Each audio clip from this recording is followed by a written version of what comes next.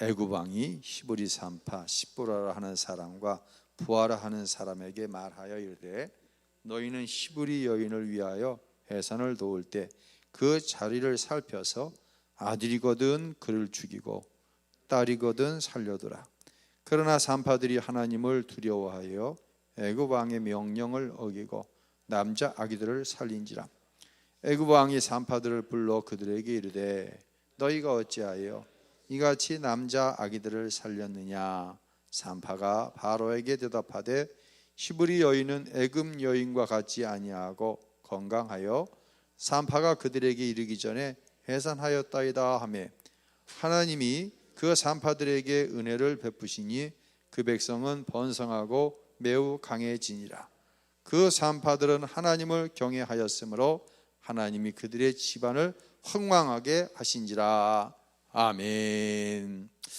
할렐루야. 이제 애굽, 이집트죠. 이집트에 야고보의 때에 이주를 해 갔어요. 요셉이 참 애굽의 총리로서 잘 왕을 보좌해서 통치를 한 결과 요셉뿐만 아니라 요셉의 아버지인 야곱과 70여 명의 가족들이 아주 좋은 대우를 받고 살았습니다. 그러다가 한창 세월이 흘러서 요셉이라고 하는 위대한 총리의 이름을 잘 모르는 사람들, 누구 하면 그 옛날 우리나라 국무총리 하던 분 있잖아. 그런 분이 있어서 이런 시대가 되어졌어요. 그 시대가 되어졌을 때 애굽의 왕에게 한 가지 고민이 생겼습니다. 이 이스라엘을 우리가 히브리인이다 이렇게 표현을 하잖아요. 이 히브리인들이 얼마나 다산하는지, 아이를 많이 낳는지, 이들이 반란을 일으키면 어떡하지 걱정할 정도가 되어졌습니다. 그러자 애굽의 왕이 이런 명령을 내리죠. 산파는 아이를 받는 사람이죠. 제가 어렸을 때는 산부인과 가서 아이를 낳는 사람이 거의 없이 산파들이 와서 아이를 받아줬어요. 이 산파, 아이를 받아주는 사람, 아이 낳는 것을 도와주는 사람들에게 왕이 명령을 하는 거예요. 남자 아이가 나면 다 어떻게 해라? 죽이라는 거예요. 여자아이만 살려두라는 거예요. 오늘 말씀의 배경은 이런 상황 속에서 히브리 산파들이 어떻게 하나님을 경외함으로 하나님이 주시는 지혜를 가지고 이 위기의 순간, 고통의 순간을 잘 감당하여 그들이 복을 받았는가에 대한 말씀입니다. 자, 여러분 생각해 보세요. 10개월을 품고 있던 아이가 남자면 죽는 거예요.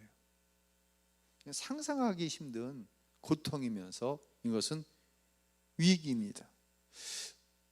이 밤 여러분이 하나님 앞에 나왔지만 우리에게는 조금씩 모양만 다르지 내 힘으로 능으로 감당할 수 없는 삶의 고난, 어려움의 문제들을 가지고 나왔어요. 이 고난이 어떻게 하나님께서 주시는 축복으로 변화될 수 있을까? 이것은 1 더하기 1은 2입니다 라고 하는 산수 공식처럼 되어지는 일은 아니에요. 이것은 전적으로 하나님께서 하셔야 할 일이에요. 하나님이 하시는 일에 있어서 또한 중요한 것은 무엇이냐면 하나님 앞에 있는 나의 태도예요. 나의 태도. 고난을 대하는 태도. 제가 어느 기업에 가서 이제 그 말씀을 전하면서 그런 이야기를 드렸어요. 이 하버드 대학에서 조사팀을 만들어 가지고 10대 후반에 하버드에 입학한 이 청년들의 삶을 20년, 30년 추적 조사를 했어요. 한두 사람이 아닌 다수의 인원을 추적 조사를 했어요. 그러면서 무엇을 추적했냐면 어떤 사람이 행복을 누리며 살아가나, 그랬더니 거기에는 몇 가지 요소가 있었어요. 거기에는 이제 행복한 결혼, 그리고 공부, 그리고 금연, 금주, 그리고 얼만큼 적절한 체중을 유지하는가, 이런 것들. 그럼 맨 마지막 7번째가 뭐냐면 고통을 대하는 메커니즘이 어떠한가. 사람에게 누구에게든지 고통이 옵니다.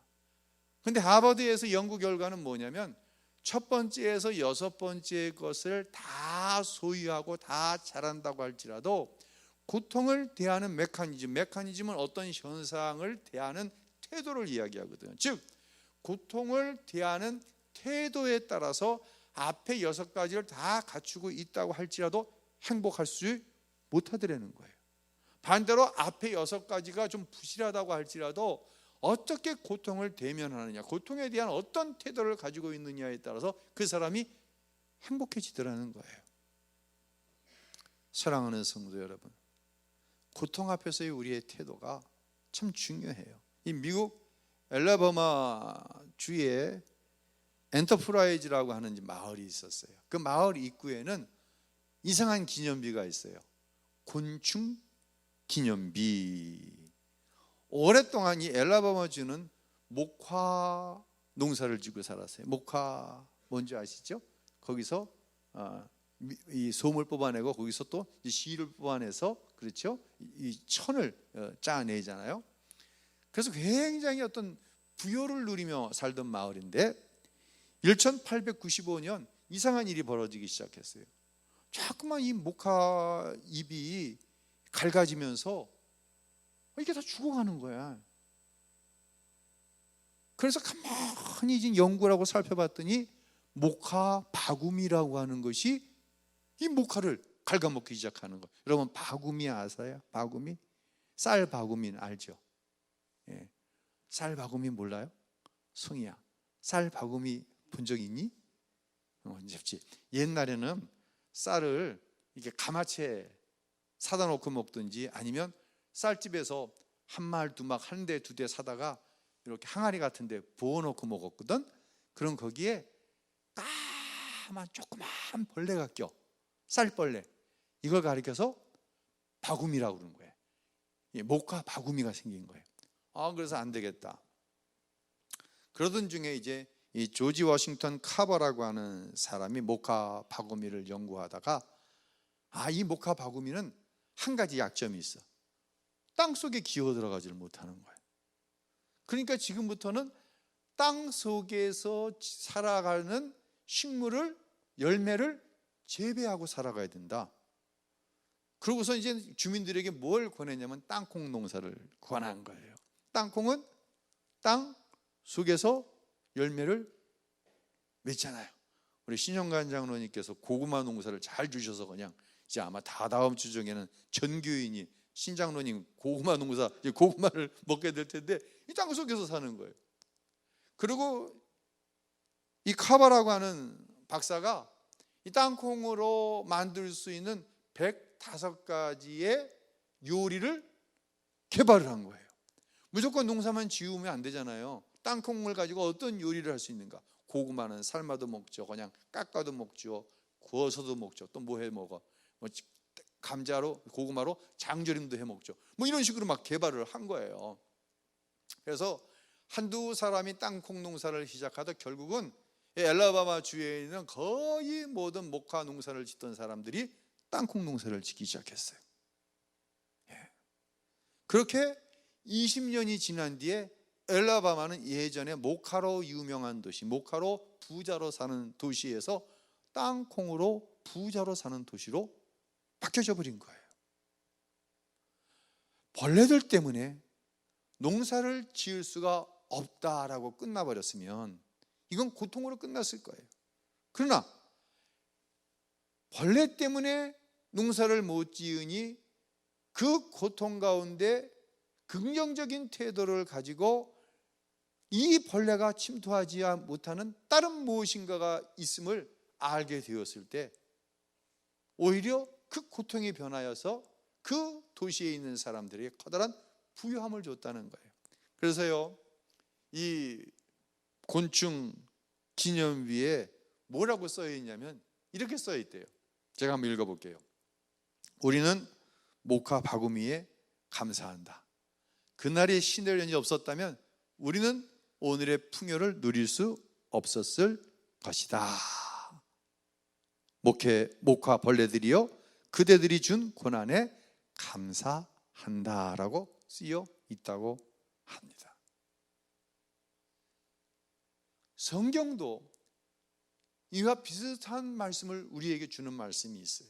바로 야고보서 1장 2절로 4절에 보면 이런 말씀이 있어요. 우리 함께 읽어보겠습니다.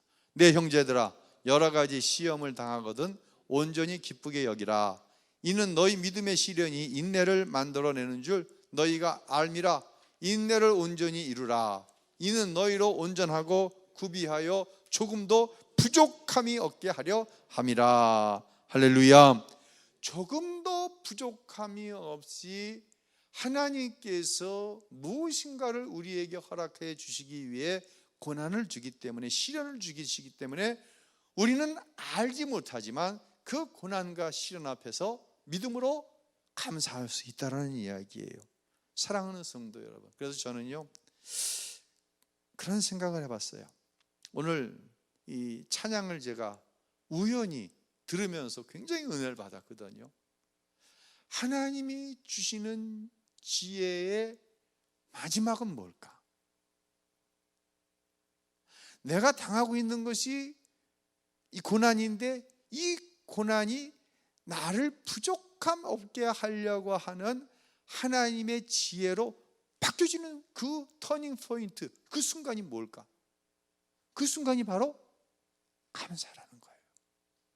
그래서 감사는요, 하나님께서 성도에게 주시는 최고의 지혜라고 저는 생각을 해요.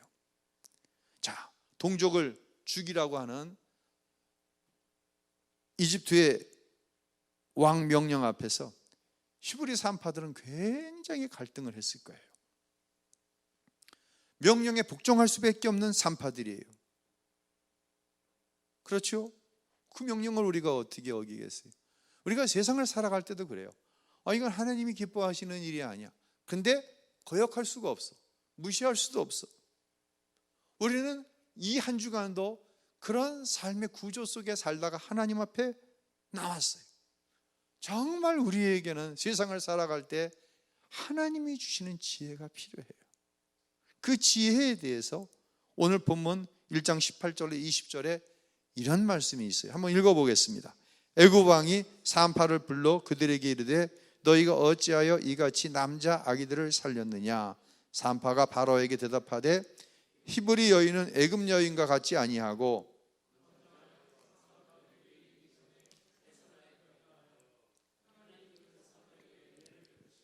그 백성은 번성하고 매우 강하니라. 아멘. 애굽 여인들이 있어요.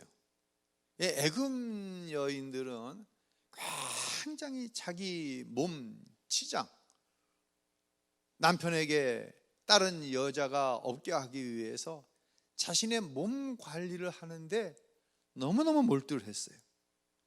노동? 이건 온전히 시부리 노예들의 몫이에요. 그래서 몸매가 망가지지 않게 하기 위해서 이 애굽의 여인들은 임신을 하지 않았어요. 아기를 낳지 않았어요.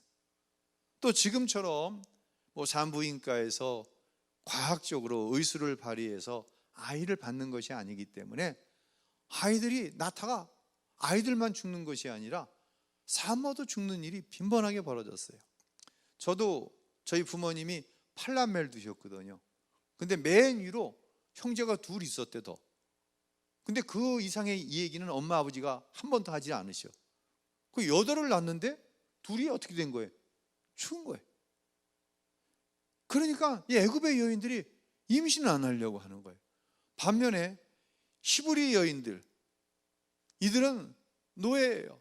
힘든 일을 해요. 어찌된 일인지 그냥 아이도 잘 갖고 히브리 여인들은 아이들도 쑥쑥 잘 낳는 거예요.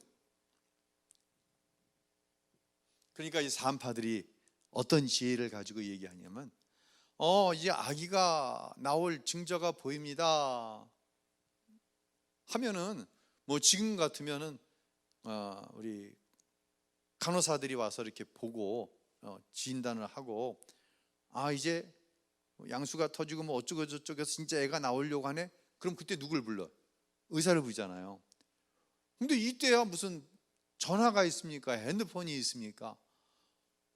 산파들이 가 보면 아이가 이미 나와 있는 게 아니라 나와 있었다라고 당국에 보고를 해버리는 거예요. 아니, 애가 나올 것 같아서 갔다고 그래서 가봤더니 벌써 아이가 나와 있어요. 아이가 나와 있는데 그걸 어떻게 죽여요? 이렇게 보고를 한 거예요. 우리가 보기에는 비과학적인 얘기가 될 수 있지만 하나님께서 이 히브리 산파들에게 지혜를 주셨다고 하는 것이죠. 사랑하는 성도 여러분, 이 지혜의 출발점은 뭐예요? 살려야 되겠다, 아니면 명령이 무서우니까 죽여야 되겠다. 출발은 뭐예요? 살려야 되겠다는 거예요. 그 출발이 하나님이 기뻐하시는 일인지, 아니면 내가 기뻐하고 세상이 기뻐할 만한 일인지, 여기에 따라서 우리는 하나님이 주시는 지혜의 편을 택하기도 하고, 아니면 잠깐 나에게 만족도 주고 나에게 성취감도 주는 편을 택하기도 하는 거예요. 히브리 산파들은 분명한 선택을 하고 있었어요. 하나님이 기뻐하시는 것, 나의 안위가 위협을 받는다고 할지라도 하나님이 기뻐하시는 것, 살리는 것. 그렇기 때문에 이런 이야기를 할 수 있었고, 결국 출애굽 때에 히브리인들이 잡족들과 합해서 약 200만에서 300만으로 한 민족을 이루는 놀라운 일이 벌어질 수 있었던 것입니다. 사랑하는 성도 여러분, 우리가 하나님의 뜻대로 살고자 할 때 분명한 한 가지의 약속이 있어요. 그것은 뭐냐면 피할 길을 주신다는 거예요. 할렐루야. 우리가 고통 가운데 하나님 편을 택하면 뭘 주신다? 피할 길을 주신다는 거예요. 여러분 믿을 수 있으면 좋겠어요. 고난을 정면으로 보면은요, 피할 길이 보이지 않습니다. 그러나 고난의 때에 우리가 기도하면 피할 길이 보이는 것이 아니라 누가 보여요? 하나님이 보이는 거예요. 하나님 자체가 우리가 피할 산성이고, 하나님 자체가 우리가 고난의 때에 피할 요새인 줄로 믿으시기를 바랍니다. 두렵지만 하나님이 보이기 때문에 정면으로 그 고난을 돌파해낼 수 있다고 하는 것이에요. 이게 뭐냐? 이것이 성도가 가지고 있는 지혜라는 거예요. 그래서 우리는요, 고난의 때에 누누이 말씀드리지만 고난을 묵상하면 안 돼요. 풍랑이는 파도를 우리 예수님께서 걸어오실 때 베드로가 호기 있게, 주님, 나도 저 물 위를 걷게 해주세요. 와라.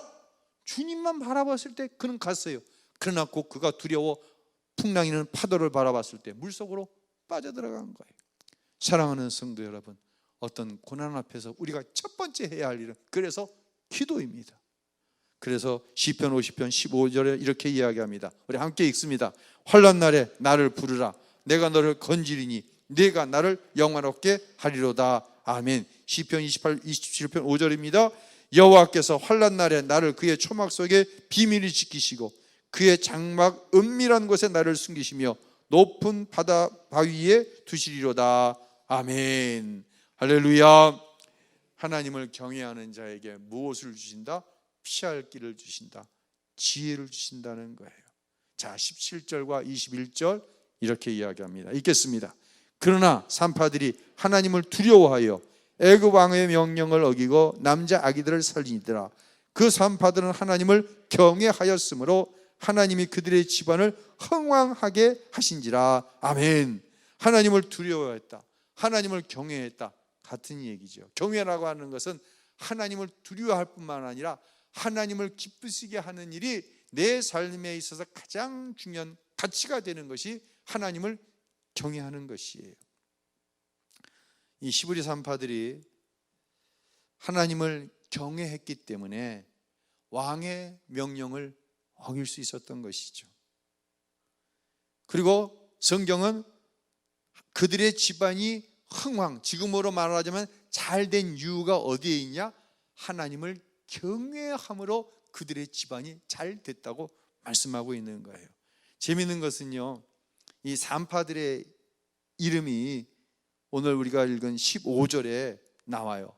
15절에 보면 시브리 산파 누구죠? 첫 번째 사람 십부라. 십부라의 이름의 뜻은 아름답다라고 하는 의미예요. 두 번째 산파의 이름이 누구예요? 부하예요. 부하는 소녀라고 하는 이름이에요. 여러분, 시브리 산파는 노예예요.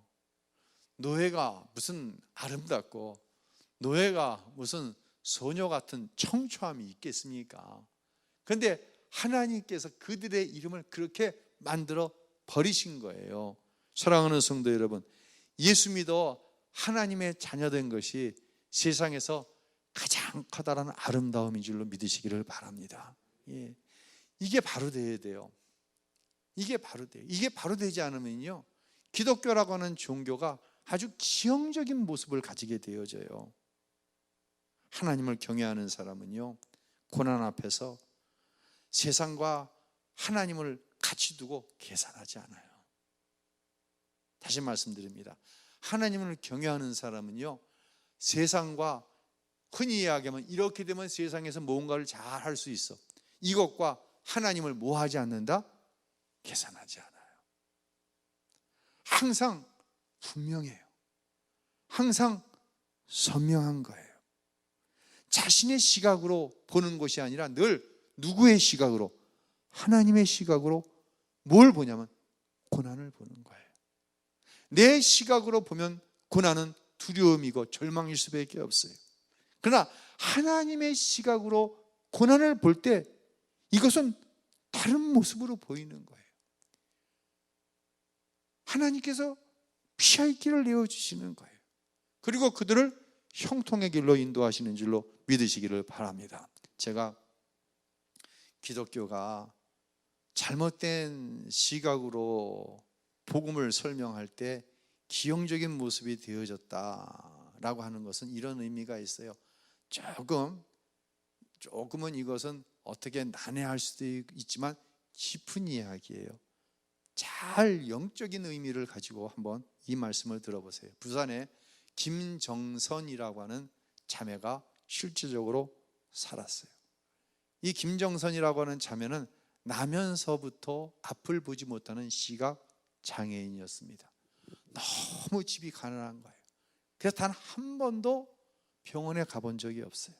그래서 나는 평생 세상이 어떻게 생겼는지 한 번도 보지 못하다가 죽을 수밖에 없는 인생이구나, 절망적인 인생을 살다가 청년이 되었을 때 우연히 예수님에 대해서 복음을 듣고 예수님을 영접하고 하나님의 자녀가 되는 놀라운 은혜를 경험하게 됩니다.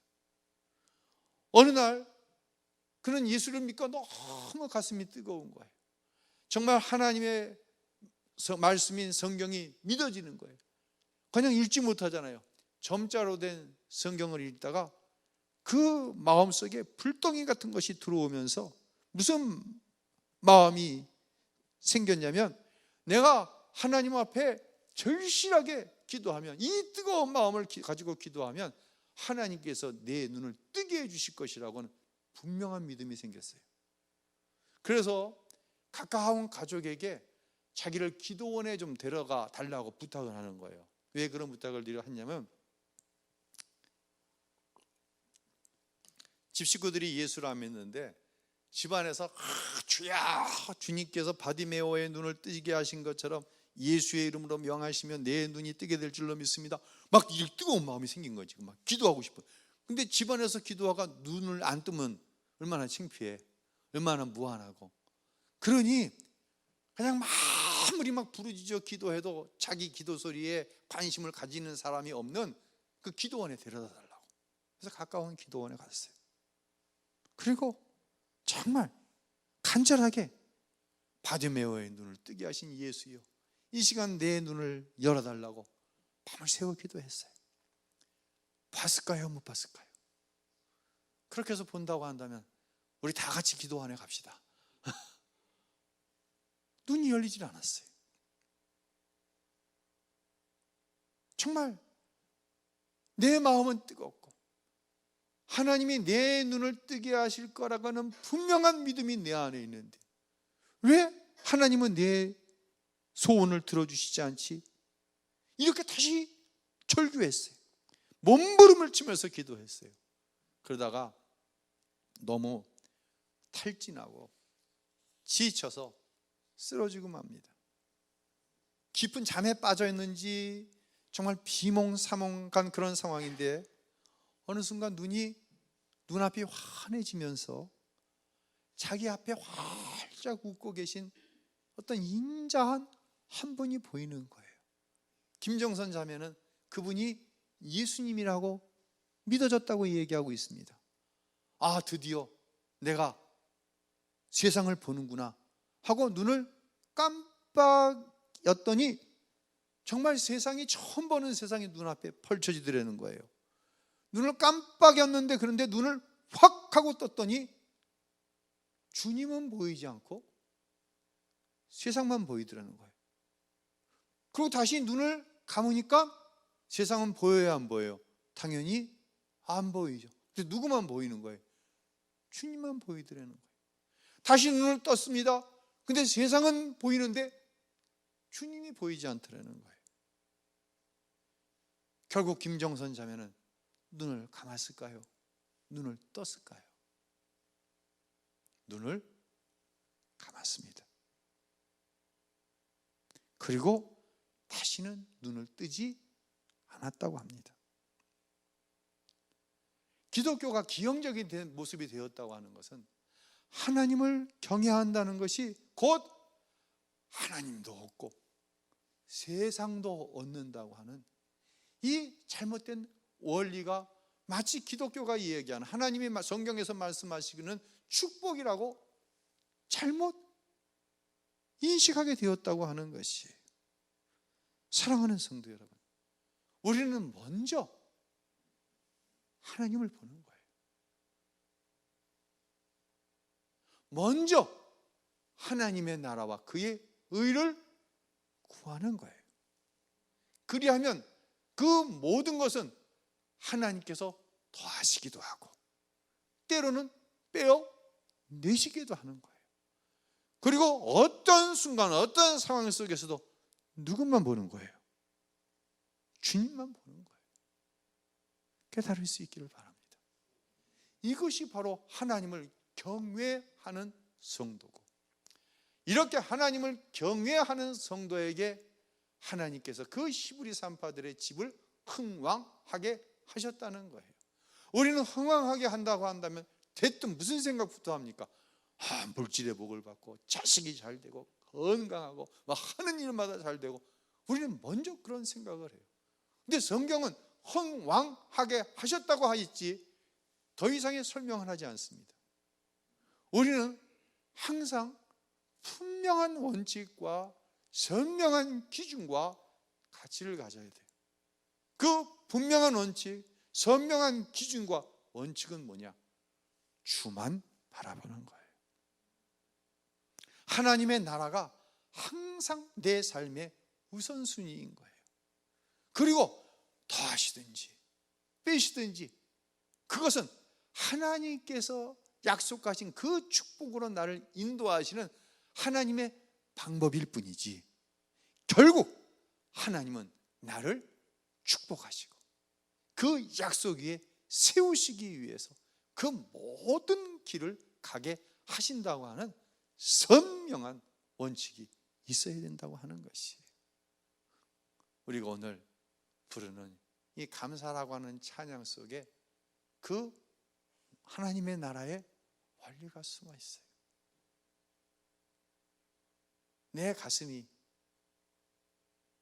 세상의 원리로 말하는 무엇인가 얻을 때 뜨거워져야 되는데, 이 찬양의 가사를 보면은요, 참 세상 사람들이 들으면 비웃을 만한 그런 가사들이 너무너무 많이 있어요. 오늘 숨을 쉬는 것 감사, 나를 구원하신 것 감사. 이게 대원칙이에요. 대원칙이 그렇게 세워지니까 내 뜻대로 안 돼도 주가 인도하신 것, 모든 것 감사. 내게 주신 모든 것 감사. 때론 가져가심도 감사. 내게 고난 주셔서 주 뜻 알게 하신 것 감사. 항상 주 안에 있음 감사. 참된 소망 주심도 감사. 나 같은 사람도 하나님의 자녀 삼아 주신 것 감사. 여러분, 선명하게 보여야 돼요. 우리는 이 찬양을 부를 때 세상에 어떠한 소중한 것을 얻을 수 있다는 기대감을 가지고 만든 찬양도 있을 수 있어요. 그러나 어떤 찬양을 부를 때보다 이 찬양을 부를 때 나의 가슴이 뜨거워지는 이유는 내 최고의 가치가 비교할 수도 없는 오직 나 같은 것을 위해서 십자가에 피 흘려 죽으신 그 예수님의 사랑, 자신의 아들을 내 죄를 대속해 주시기 위해 십자가에 내어주신 하나님 아버지의 크신 은혜, 그 위에 세워져 있기 때문에 우린 이 찬양을 부를 때 가슴이 뜨거워질 거예요. 어떤 고통과 고난 가운데서 정말 주님은 왜 이렇게 멀리 계시죠? 지난 주일 시편 10편의 말씀처럼 왜 주님은 내가 부르짖어 기도할 때, 내가 고난받을 때 왜 주님은 숨어 계시죠? 그런 마음을 가지고 주님 앞에 나왔는데 이 찬양을 부를 때 정말 주님이 나와 함께 하신 것이 믿어지고 무엇이 잘 되어서 감사의 눈물이 아니라 고난 가운데, 고통 가운데 우리 주님이 일하고 계심이 깨달아지고 믿어져서 흘리는 눈물이 이 밤 우리의 마음 가운데, 우리의 눈에 있게 될 줄로 믿습니다. 고통 속에서 감사할 수 있는 그런 은혜의 역사가 이 밤 사랑하는 모든 사랑하는 성도 여러분 가운데 함께 하시길. 그래서 하나님의 넘치는 위로로 진정 주님 앞에 감사의 찬양을 올려드리는 귀한 밤이 될 수 있기를 예수님의 이름으로 축원합니다. 우리 찬양하겠습니다.